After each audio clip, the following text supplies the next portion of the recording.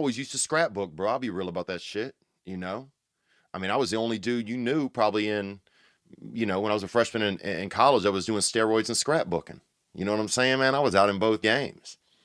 And if I tell people, oh, I used to scrapbook, people are like, look at this motherfucker, look at this. What's that? You know? Hey, Theo. This is Cody calling from Boulder, Colorado. That's Cody in Boulder, Colorado. Thank you for calling, Cody. Onward. Big fan of the show. Love what you do. Think you're the freaking man. You just have such a unique perspective on life. I love the way you communicate it.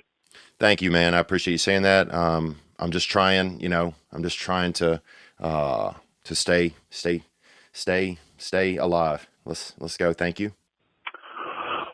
Reason I'm calling, I was curious on your thoughts on something. I'm sure you've heard about it a bunch. You see it all the time, texting and what people are doing on their phones nowadays. I've been going to Chipotle a bunch. Oh, wow. Could have been going to Chipotle. And to some people, that's a Mexican restaurant. Some people don't realize that. Some people, that's a Mexican restaurant. When I was growing up, when I went to high school in Mandeville, Louisiana, we got a Taco Bell and suddenly things got Mexican, and that was a Mexican restaurant for us. And then somebody actually, and this is going to sound a little bit vulgar, but in 1996, somebody pooed in the meat. Service worker there got angry.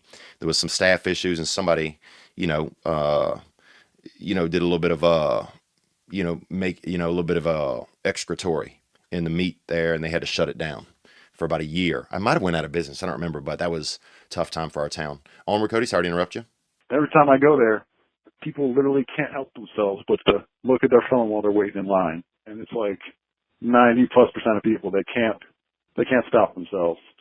And, I've just never really been a big fan of this whole phone culture and what it's turned into in terms of hanging out with people.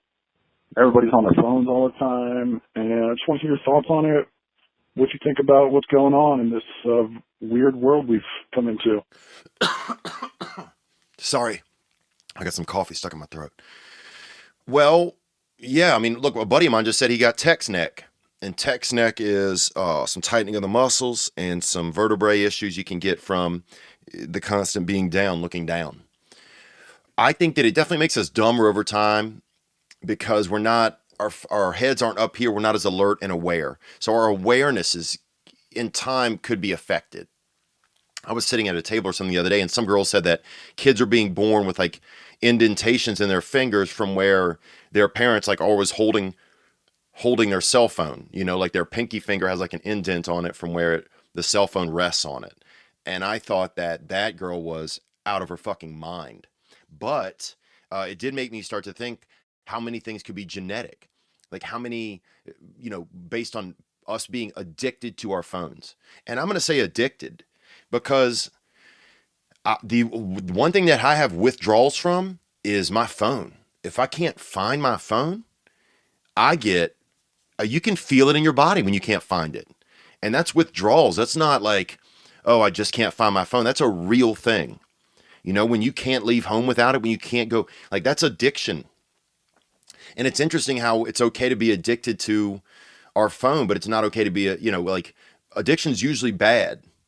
But with our phones, it's like we accept it. Like it's okay. Like it's a means to, like it's a means to something. So it's a good question. I worry about it too. And I don't know what the answers are. I don't know if at some point do we start to, lose like our feeling of like peripheral awareness because we're so right here looking at a screen. That would make sense to me. Because if our old screen was our eyes looking out, just the world in front of us, and our new screen is just this little world in our hands, then you would think that our ability to interpret and awareness would manifest or would adjust to adapt to this new screen over time. So yeah, I'm curious, but how long does that kind of stuff take?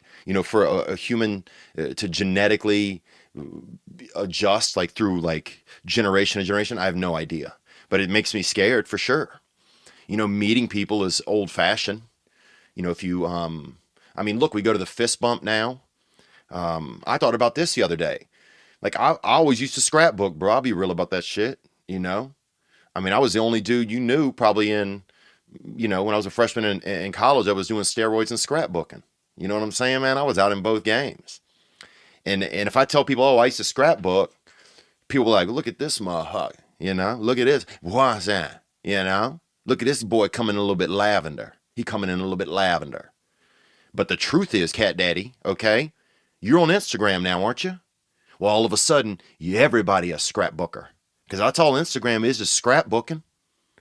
How many everybody's a scrapbooker now? So maybe I was progressive, if I think about it like that. Maybe I was early to the game. But it's very scary, man. It's very scary to think what's going to happen, because I know that I'm addicted. I deal with addiction in other parts of my life, or, have chosen to look at that. But I notice it with my phone. I notice it. That's a real thing. How do we beat it? Do we beat it? There's no going back. Where it's like, we're not going to go back to a time where we don't use our phones, I don't think. I don't think at all. Now, do we start to monitor it if there become serious health risks? Then that could be something that happens. I mean, we're really in an experimental time because we've never had, we're kind of the first generation, at my age, I'm kind of the first generation where, I started using a cell phone when I was 20. We're going to find out what the long-term effects are. So who knows? What if our legs fall off in a couple of months? There's a huge class action lawsuit against AT&T. Can you imagine even just all the wheelchairs trying to show up at the courthouse? Shit could get wild.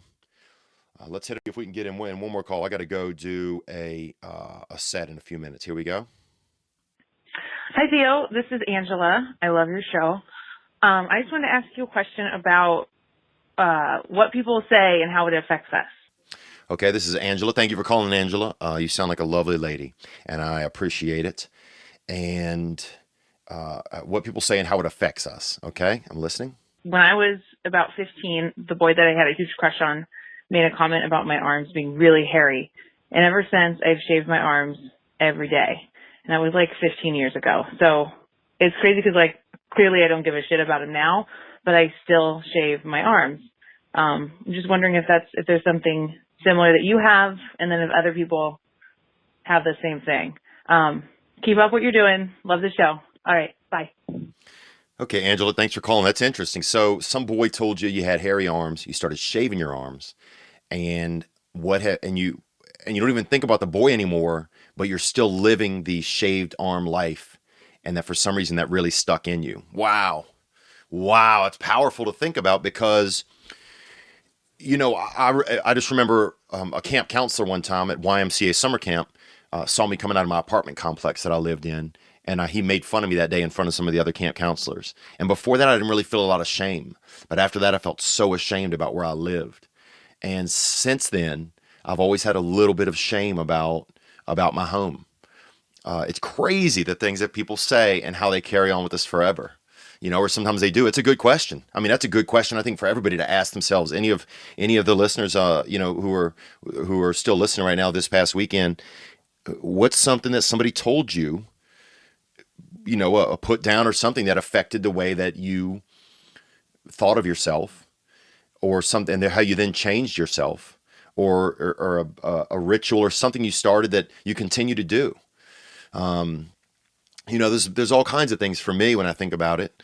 I remember people telling me I had buttocks like a Down syndrome boy when I was young, and I had a good friend who had Down syndrome, and sometimes I felt pride because we had similar kind of backsides, but ever since then, I do feel sometimes a little bit nervous about it when I'm wearing certain types of clothes, maybe. Let me think about what else. I have a big nose, I have a wide nose. So I think about that sometimes. People would always, actually people wouldn't always make fun of it, but like around the neighborhood, people would say stuff, Let me think about other things that, I had big ears growing up. And so that made me self-conscious. I used to sleep with like this, like a church tie or a tie, tied around my head, and I'd tie it around my head at night to kind of hold my ears back. And that, that was crazy. But the biggest one for me was that I felt shame about my home, a girl told me that she liked my eyes one time. And I guess I didn't feel a lot of nice comments from women growing up. And so she told me she liked my eyes. So then I started getting addicted to eye drops, I remember. And for years I was addicted to eye drops. I mean, Probably 8 years. I had two things eye drops on me at all times. And I was constantly, dude, I was probably doing 50 drops a day in each eye. I mean, I had an $8 a day eye drop habit. And that's really unheard of. What else?